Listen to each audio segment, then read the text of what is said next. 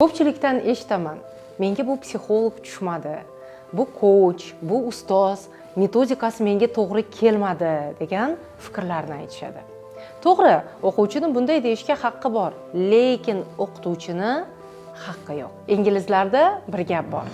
Good teacher, great teacher. Great teacher nima qiladi? U har bir o'quvchiga mos bo'ladigan metodlarni ishlab chiqadi. Har bir o'quvchiga individual yondashadi va oson tilda darslarini o'tish yo'llarini biladi.